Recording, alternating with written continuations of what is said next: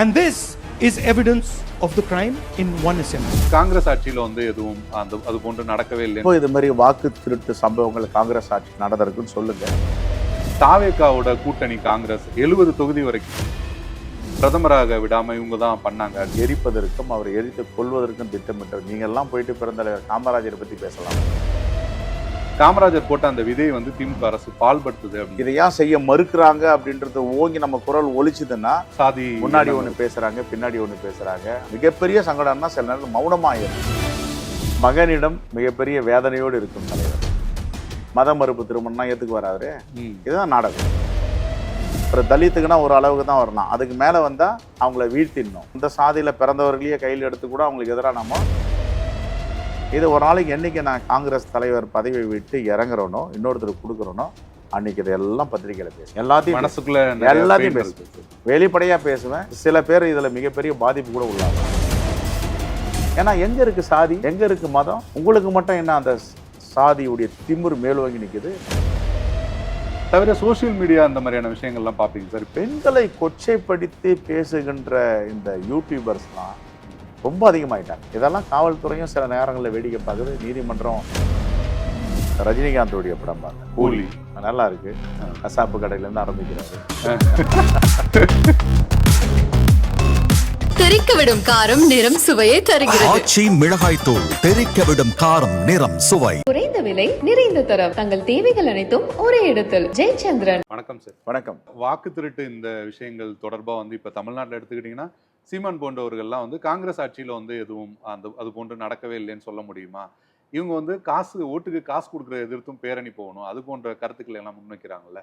நீங்க அதை எப்படி சார்? இல்லை, நாங்கள் எப்போ இது மாதிரி வாக்கு திருட்டு சம்பவங்கள் காங்கிரஸ் ஆட்சி நடந்திருக்குன்னு சொல்லுங்க, ஆதாரம் இருந்தால் கொடுங்க. இப்போ நாங்கள் ஆதாரத்தை கொடுக்குறோம்ல. And this is evidence of the crime in one assembly. நாங்கள் எந்த ஆதாரம் கண்டாலும் கொடுக்க தயாராக இருக்கோம். ஆனால் நீங்கள் ஆதாரமே கொடுக்க மாட்டேன்றீங்க, எல்லாத்தையும் அழிச்சிட்டோன்னு சொல்கிறீங்க. சிசிடிவியுடைய காட்சிகளை வந்து நாங்கள் டெலீட் பண்ணிட்டோன்றீங்க, தரவுகள் எல்லாம் அழிச்சிட்டோம் அப்படின்றீங்க. நாங்கள் அப்படி சொல்ல மாட்டோம், கொடுப்போம். அதே நேரத்தில் எங்கள் ஆட்சியில் எங்கே நடந்திருக்குது மாதிரி அப்படி சொன்னால் நாங்கள் அதுக்கு விளக்கம் அளிக்க தயாராக இருக்கோம். அதை பற்றி விவாதம் பண்ணலாம். சமீபத்தில் சில தகவல்கள் வந்தது. என்னன்னா, தாவேகாவோட கூட்டணி காங்கிரஸ் 70 தொகுதி வரைக்கும் காங்கிரஸ்க்கு வந்து கொடுக்கறதுக்கு தயாரா இருக்காங்க. கேரளால வந்து அவங்க வந்து காங்கிரஸை ஆதரிக்கிறாங்க, அது போன்ற பேச்சுவார்த்தைகள் நடக்குது அப்படின்னு சொன்னாங்க. நீங்க அதை பத்தி எதுவும் கேள்விப்பட்டீங்களா? எனக்கு தெரிஞ்ச அது மாதிரி பேச்சுவார்த்தை இல்லை. இந்தியா கூட்டணி வலிமையாக இருக்குது. இந்தியா கூட்டணி தான் பாஜக ஆட்சி என்ற மாயை தவிர்த்து பாஜகவுடைய கூட்டணி ஆட்சி என்ற நிலையை ஏற்படுத்தி இந்தியா கூட்டணி. அதனால் தமிழ்நாட்டை பொறுத்தவரைக்கும் இந்தியா கூட்டணி 100% வெற்றி பெற்ற கூட்டணி. ஒரு தேர்தல் 2 தேர்தல் அல்ல, பல தேர்தல்களில் இந்த வெற்றியை நிரூபிச்சிருக்காங்க. ஆகையால் வருகால தேர்தலையும் இந்தியா கூட்டணி வெற்றி பெறும் என்று கருத்து கணிப்பு இந்தியா டுடேல வந்திருக்கு, சி ஓட்டர்ஸ்ல வந்திருக்கு. ஆகையால் உறுதியா வலிமையா இருக்கிற கூட்டணி எதுக்காக வந்து எல்லோரும் இதுல பிரிவு வரும், இதுல சங்கடப்படுறாங்க அப்படின்னா காங்கிரஸுக்கு இடங்கள் அதிகமா வரும். அது எங்களுடைய அகில இந்திய தலைமை முடிவு செய்யும். அகில இந்திய தலைமை தான் முடிவு செய்யும். சமீபத்தில் வந்து மூப்பனார் அவரோட நினைவு நாளில் வந்து நிர்மலா சீதாராமன் அந்த கருத்து வந்து சொல்லியிருந்தாங்க. தமிழ்ன்றாங்க, ஆனால் ஒரு தமிழர் வந்து பிரதமராக விடாம இவங்க தான் பண்ணாங்க போன்ற விமர்சனங்களை வந்து முன் வச்சிருந்தாங்க. நீங்க அதை எப்படி சார் பார்க்க? முதல்ல அது காங்கிரஸுடைய கட்சியுடைய சொத்து. காங்கிரஸ் கட்சி சொத்துல போயிட்டு உட்காந்துட்டு காங்கிரஸுக்கு எதிராக பேசுறாங்க. இது எப்படி வந்து மக்கள் பார்ப்பாங்க? பெருந்தலைவர் காமராஜரால் வாங்கப்பட்ட அந்த சொத்துல ஒரு மேடை போட்டு பேசிட்டு இருக்காங்க. இதுவே மிகப்பெரிய தவறு. இதை ட்ரெஸ்பாஸ்ன்னு கூட நான் சொல்றேன். 2வது, எங்க கட்சியை பத்தி குறை சொல்றதுக்கு அவங்க யாரு? 3வது, கருப்பையா மூப்பனார் அவர்கள் பிரதமர் ஆகுவதை தடுத்தார்கள்னா அதுக்கு ஏதாவது ஒரு ஆதாரம் இருக்கா? இல்லை கருப்பையா மூப்பனார் அவர்கள் எங்கேயாவது ஒரு இடத்துல இல்லை நான் பிரதமராக வர்றதை இவர் தடுத்தார் அவர் தடுத்தார்னு பதிவுகள் இருக்கா, வரலாறு இருக்கா? அப்படின்னு ஒன்றும் கிடையாது. அது ஒரு பிம்பத்தை ஏற்படுத்துகிறார்கள், மாயையை கட்டமைக்கிறார்கள். அதுக்கு என்ன ஆதாரம் இருக்கு? அதையும் ஜி.கே. வாசன் இது வரைக்கும் அவங்க தந்தையை பிரதமராக விடாமல் தடுத்தார்கள்னு சொல்ல வேண்டியதானே? எதிர்க்கணும், எதிர்நிலையில் இருக்கணுன்றதுனால மாண்புமிகு நிதி அமைச்சர் எதனாலும் பேச முடியுமா? தமிழ்நாட்டோட மாணவர் சேர்க்கை அப்படின்றது கடந்த ஆண்டை விட ரொம்ப குறைஞ்சிருக்கு. காமராஜர் போட்ட அந்த விதையை வந்து திமுக அரசு பால்படுத்துது அப்படின்னு அண்ணாமலை சொல்லியிருக்காரு. அதுக்கு உங்களோட பதில்? இல்லை, பள்ளிக்கல்வித்துறையுடைய பிதாமகன் தலைவர் பெருந்தலைவர் காமராஜர் தான். அதில் யாரும் மாற்றுக்கிறத சொல்ல முடியாது. ஆனால் இந்த கருத்தை சொல்கிறவங்க யார்? பாஜகவுடைய அண்ணாமலை. பாஜகவுடைய சித்தாந்தம் என்ன, ஆர்எஸ்எஸ் உடைய சித்தாந்தம் என்ன, பெருந்தலைவர் காமராஜரை பற்றி நீங்கள் உங்கள் மனநிலையில் என்ன இருந்தது? பெருந்தலைவர் காமராஜர் டெல்லியில் இருக்கும்போது உயிரோடு அந்த வீட்டை எரிப்பதற்கும் அவரை எரித்து கொள்வதற்கும் திட்டமிட்டார். நீங்கள்லாம் போயிட்டு பெருந்தலைவர் காமராஜரை பற்றி பேசலாமா? இதை காமராஜருடைய ஆன்மாவே ஏற்றுக்கொள்ளாது. சிபிஎம் பொதுச் செயலாளர் சண்முகம் அவர்கள் வந்து காதல் திருமணம் செய்கிறவங்க கம்யூனிஸ்ட் கட்சி அலுவலகத்துக்கு வரலாம் அப்படின்னு ஒரு கருத்தை தெரிவிச்சிருந்தாரு. தொடர்ச்சியாக அண்ணாமலை அவர்களும் பாஜக அலுவலகத்துக்கு கூட வரலாம், சாதின்றது தான் இந்து மதத்தில் இருக்கிற பெரிய பிரச்சனையா இருக்கு, அது வந்து சரி செய்யப்படணும், நீங்க வந்து பாஜக அலுவலகத்துக்கும் வரலாம் அப்படின்னு சொல்றாருல, அந்த கருத்தை நீங்க எப்படி பாருங்க? இல்லை, நாங்களும் காங்கிரஸ் பேர் இயக்கத்திலாம் சொல்கிறோம், இங்கே மதம் கிடையாது, சாதி கிடையாது, இங்கே எல்லாமே வந்து சமம். அதுதான் மகாத்மா காந்தியடிகள் சொல்லியிருக்காரு. மகாத்மா காந்தியடிகளுடைய கோட்பாடு, கொள்கை, சித்தாந்தத்தை உள்வாங்கியவர்கள் காங்கிரஸ் பேர் இயக்கத்தில் காதல் திருமணம் செய்ய நாங்களே செஞ்சு வைப்போம். அதில் இந்து வரணும், முஸ்லீம் வரணும், பார்சி வரணும், புத்திஸ்ட் வரணும், எஸ்சி எஸ்டி வரணும், கிறித்தவர்கள் வரணும், இஸ்லாமியர் அப்படிலாம் கிடையாது. யார் வேணாலும் வரலாம். இந்த தேசத்தில் யார் யார் பிரஜைகளோ, இந்த மண்ணில் யார் யார் பிறந்தார்களோ, வாழ்ந்து கொண்டு இருக்கிறார்கள், அனைவரும் எங்களுடைய அலுவலகத்தை பயன்படுத்தி கொள்ளலாம் பலமுறை நாங்கள் சொல்லியிருக்கோம். ஆனால் அவர் சொல்கிறது தான் வேடிக்கையாக இருக்குது. அவர் எல்லோரையும் அழைப்பாரா? இஸ்லாமியருக்கும் இந்துக்கும் சாதி மறுப்பு திருமணம், மத மறுப்பு திருமணம்னா ஏற்றுக்கு வராரு? இதுதான் நாடகம்.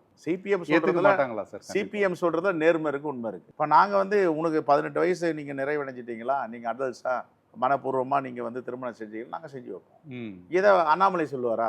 இதுதான் அவங்க சித்தாந்தமும் எங்கள் சித்தாந்தத்துக்குள்ள வேறுபாடு. சாதி சார்ந்த விஷயங்கள் நீங்கள் தொடர்ச்சியாக சொல்லிட்டு வந்தீங்க. கும்பாபிஷேக விஷயத்தில் கூட சில இது நடந்ததா, சம்பவங்கள் நடந்தது. பொதுவாக நீங்கள் இன்னமுமே இந்த சாதி சார்ந்த விஷயங்களை எப்படி சார் பார்க்குறீங்க சமூகத்தில்? இல்லை, அது அது அது அது முதல்ல வந்து அரசியல் கட்சி தலைவர்கள் தான் அதுக்கு முன்னுதாரணமாக இருக்கும். சாதிகள் இல்லை, குறிப்பாக ஒரு ஒடுக்கப்பட்ட சமூகத்தில் வந்தால் எங்களை மாதிரி யாரும் தூக்கி பிடிக்கிறவங்க யாரும் இருக்க மாட்டாங்க அப்படின்றத அரசியல் கட்சி தலைவர்கள் ஆரம்பிக்கணும். ஆனால் இன்னைக்கு அரசியல் கட்சி தலைவர்களே அது கொஞ்சம் பற்றாக்குறையாக தான் இருக்குது. சாதி முன்னாடி ஒன்று பேசுகிறாங்க, பின்னாடி ஒன்று பேசுகிறாங்க. அதை நானும் உணர்ந்திருக்கேன் பலமுறை. ஒரு நேர்மையான வாழ்க்கையோ நேர்மையான அரசியலை அவங்ககிட்ட பார்க்க முடியல. அவங்களுக்கு என்னன்னா, இது ஒரு ஒடுக்கப்பட்ட சமூகத்துலேருந்து யாருன்னா ஒரு லெவலுக்கு தான் வரலாம், ஒரு தலித்துக்குன்னா ஒரு அளவுக்கு தான் வரலாம். அதுக்கு மேலே வந்தால் அவங்கள வீழ்த்திடணும், அவங்கள தட்டிடணும், அவங்களுக்கு எல்லா தொந்தரவும் கொடுக்கணும், அவங்களுக்கு என்னென்னலாம் பிரச்சனை பண்ணணுமோ கொடுக்கணும். அந்த சாதியில் பிறந்தவர்களையே கையில் எடுத்து கூட அவங்களுக்கு எதிராக நம்ம அவர்கள் விரலை வச்சு அவர்கள் கண்ணை குத்தணும். இந்த வேலைகள்லாம் நடந்துட்டு இருக்கு. ஆனால் இதுதான் எனக்கு உலக அதிசயம்னு எங்கள் தலைவர் ராகுல் காந்தி மட்டும் எப்படி இதுக்கெல்லாம் அப்பாற்பட்டு எல்லா மக்களையும் அரவணைச்சு, குறிப்பாக அந்த தலித்துகள்னு வரும்போது ஷெட்யூல் இன மக்கள் ஆண்டாண்டு காலமாக பல 1000 ஆண்டுகளாக வந்து ஒடுக்கப்பட்ட மக்களாக இருக்கிறவங்க, அவங்களுக்கு வந்து பொலிட்டிக்கல் எம்பவர்மெண்ட் கொடுக்கணும் அப்படின்றதுல ஒரு தேரியே கண்டுபிடிச்சிருக்காரு. இப்போ நாங்கள்லாம் வந்தோம்னா ஒரு சட்டமன்ற உறுப்பினர், சட்டமன்ற கட்சி தலைவர், பொது கணக்கு குழு தலைவர், இன்னைக்கு இந்த கட்சியோட தலைவராக இருக்குன்னா அது தலைவர் ராகுல் காந்தியுடைய கண்டுபிடிப்பு தான், அவருடைய. ஆனால் அவரை ஏற்றுக்கொள்வோன்னு சொல்கிறவங்களாம் இது மாதிரி விஷயத்தில் உடன்பட மாட்டேன்றாங்க. நான் பொதுவாக சொல்கிறேன், உடன்பட மாட்டேன்றாங்க. இது ஒரு நாளைக்கு என்னைக்கு நான் காங்கிரஸ் தலைவர் பதவியை விட்டு இறங்குறனோ, இன்னொருத்தருக்கு கொடுக்குறனோ, அன்னைக்கு இதெல்லாம் பத்திரிகையில் பேசுவேன். எல்லாத்தையும் பேசுவேன், வெளிப்படையாக பேசுவேன். சில பேர் இதில் மிகப்பெரிய பாதிப்பு கூட உள்ளாவாங்க. அவங்க குடும்பத்திலேயும் அவங்கள மதிக்காத அளவு கூட ஏற்படலாம். ஏன்னா எங்கே இருக்குது சாதி, எங்கே இருக்குது மதம்? உன்னுடைய மதம் உனக்கு பெருசு, உன்னுடைய சாதி உனக்கு பெருசு வச்சுக்காது. பிறர் மேலே திணிக்கக்கூடாது. அதை வந்து மகாத்மா காந்தியடிகள் நமக்கு சொல்லிக் கொடுக்கலையே, இங்கே இருக்கிற பெருந்தலைவர் காமராஜர் சொல்லிக் கொடுக்கலையே, அபுல் கலாம் ஆசாத் சொல்லிக் கொடுக்கலையே. உங்களுக்கு மட்டும் என்ன அந்த சாதியுடைய திமிர் மேலோங்கி நிற்குது? அதை வெக்கம் இல்லை, அவமானம் இல்லை? அதுவும் பொது வாழ்க்கையில் இருக்கிறவங்க இதெல்லாம் முன்னெடுக்க கூடாதுல்ல. உன்னால் முடியலைன்னா உள்ளுக்குள்ளே வச்சுக்கணும். வெளிப்படையாக எப்படி அதை வந்து நம்ம நடைமுறைப்படுத்தணும்னு முயற்சிக்கலாம். நான் நேரடியாக மறைமுறைப்படுத்துவேன். நான் கோழை, நான் கவர், நான் நேரடியாக பண்ணலைன்னா பிறரை வச்சு பண்ணுவேன், பிறரை வச்சு பேச வைப்பேன், பிறரை வச்சு எழுத வைப்பேன். அப்படின்றது எவ்வளோ கோழத்தனம் அது. ஆனால் இந்த தேசத்தில் என்ன நடக்குது, அரசியல் என்ன நடக்குதுன்றது எனக்கு நடந்த அனுபவங்கள்லாம் நான் ஒரு நாளைக்கு இன்னொரு தோழர் என்னுடைய பொறுப்பை எடுத்துகிட்டு வரும்போது அவரோட கொடுத்துட்டு, இனி வரும் காலங்களில் இப்படிப்பட்ட ஏற்றத்தாழ்வு எங்கேயுமே இருக்கக்கூடாதுன்ற ராகுல் காந்தியோட தொண்டனா நான் பேசுவேன். ஒரு சட்டமன்ற உறுப்பினர், அதற்கப்புறம் சட்டமன்ற காங்கிரஸ் குழு தலைவர், இப்போ வந்து தமிழ்நாடு காங்கிரஸ் கமிட்டியோட தலைவர், எப்படி சார் இருக்கு இந்த பயணம்?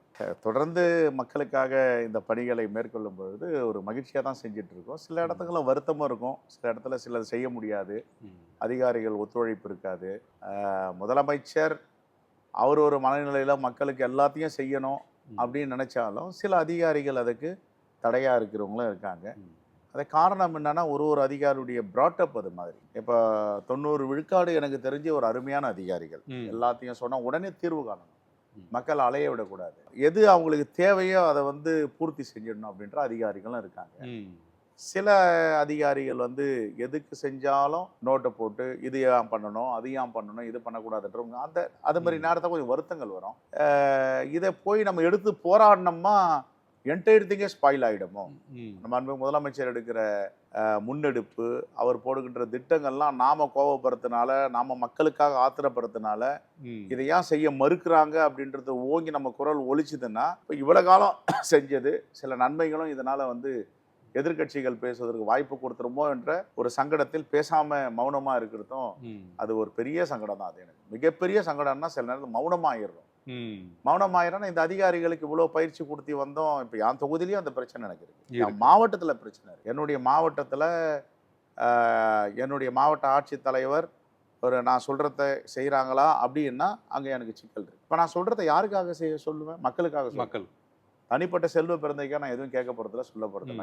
இது வரைக்கும் யாருக்கிட்டையும் எதுவும் கெட்டதும் கிடையாது. எனக்கு அது மாதிரி தேவையும் கிடையாது.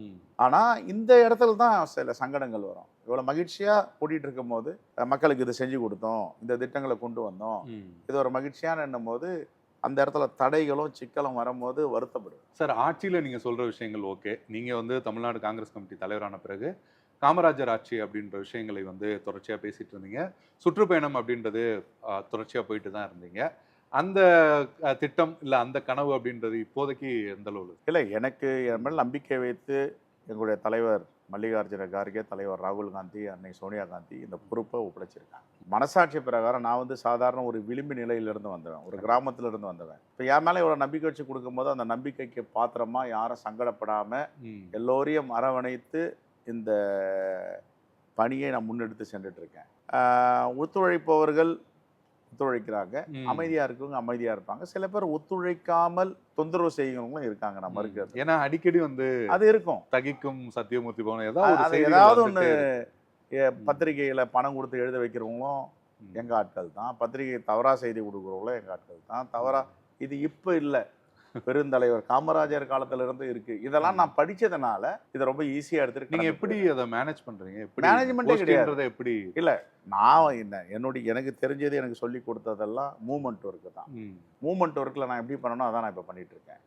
இப்போ மாவட்ட தலைவர்கள் 77 பேர் இருக்காங்க. 77 மாவட்ட தலைவர்களும் பணியாற்றுறாங்கன்னா என் மகிழ்ச்சி. பணியாற்றலாம் என்ன செய்ய முடியும்? மேலிடத்துக்கு நான் ஒரு ரிப்போர்ட் இருப்பேன். எடப்பாடி பழனிசாமி அவரோட சுற்றுப்பயணத்துல வந்து அவர் வந்து என்னோட சுற்றுப்பயணத்துல மக்கள் ஆதரவு அப்படின்றது பெருவாரியா இருக்கு, எங்கே போனாலும் வரவேற்பு அப்படின்றது நிறைய கிடைக்குது, அது வந்து முதல்வரால பொறுத்து கொள்ள முடியல அப்படின்னு ஒரு கருத்து சொல்றாரு. நீங்க எப்படி கூட்டம் சேர்க்கிறாங்க, எப்படி கூட்டம் சேருதுன்றத பத்தி மீடியாலாம் தொடர்ந்து காமிச்சிட்டு இருக்காங்க.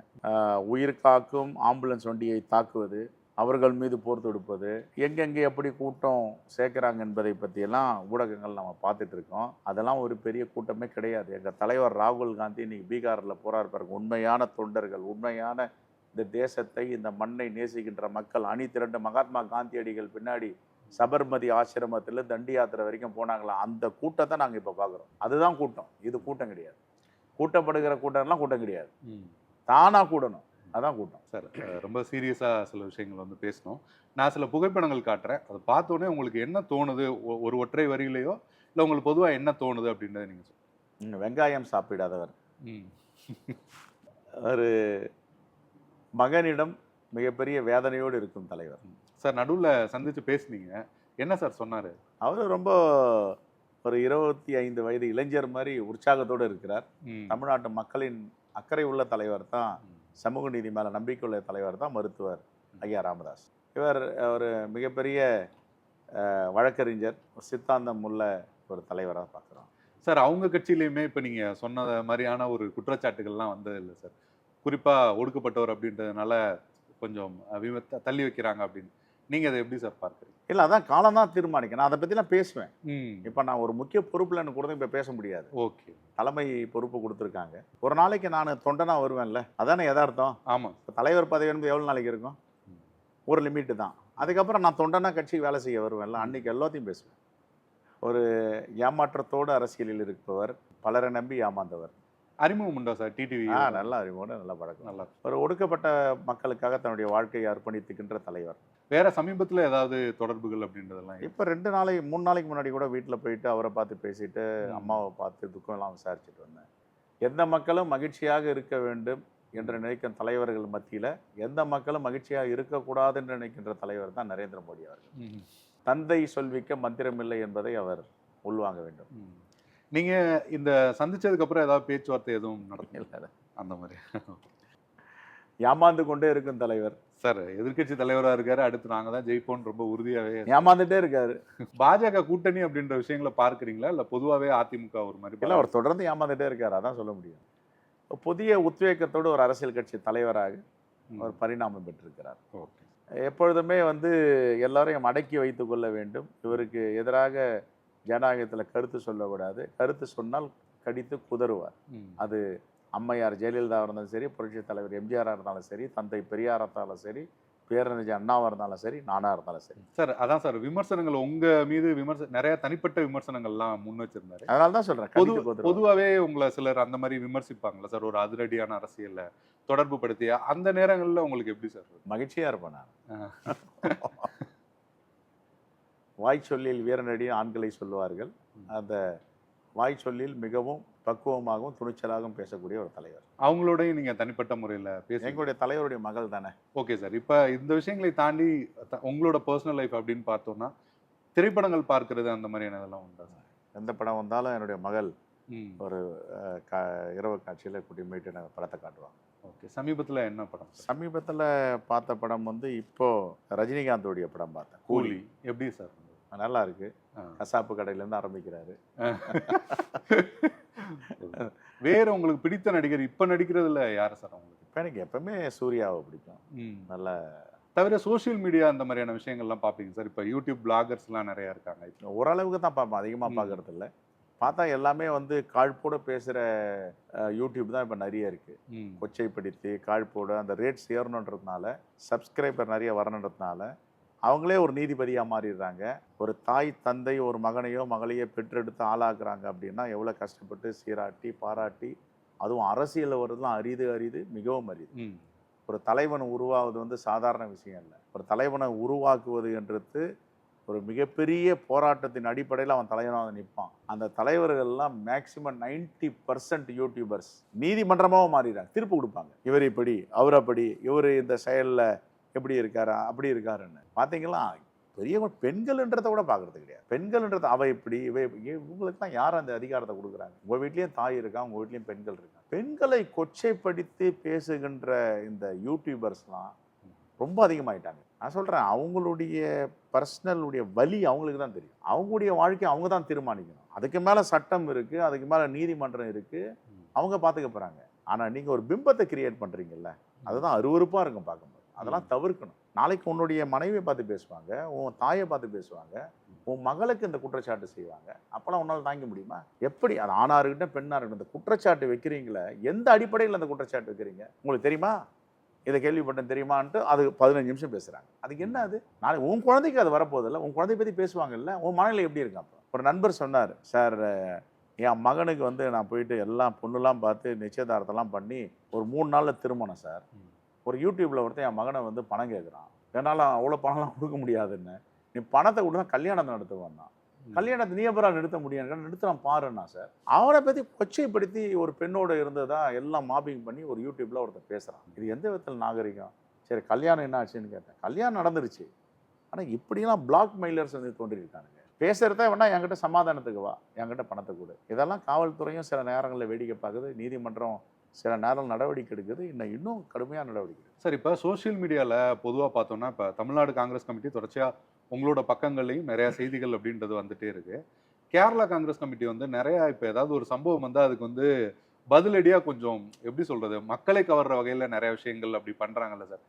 டிஎன்சிசிலையும் அந்த மாதிரியான விஷயங்கள் பண்ணணும், அதற்கான முயற்சிகள் அப்படின்றது நீங்கள்லாம் கொஞ்சம் கைட் பண்ணுங்கள் எப்படி பண்ணணும். எனக்கு அந்த குறைகள் இருக்குது. நாங்கள் எல்லாம் சப்போர்ட்டிவாக இருக்கோம், எல்லா எக்யூப்மெண்ட்ஸ் எல்லாமே நாங்கள் இங்கே கொடுத்துருக்கோம், இன்னும் கொடுக்க தயாராக இருக்கோம். நீங்கள் எல்லாம் கொஞ்சம் ஒரு தேசிய கட்சி தலைவர் பெருந்தலைவர் காமராஜர் உருவாக்கிய ஒரு மாபெரும் இயக்கம் இது. உங்களை போன்ற யாராவது சப்போர்ட் பண்ணீங்களா நாங்கள் செய்வோம். ஓகே சார், தேங்க்யூ, நன்றி. தெறிக்கவிடும் காரம் நிறம் சுவையை தருகிறது. ஆச்சி மிளகாய் தூள் தெறிக்கவிடும் காரம் நிறம் சுவை. குறைந்த விலை நிறைந்த தரம், தங்கள் தேவைகள் அனைத்தும் ஒரே இடத்தில். ஜெயச்சந்திரன்.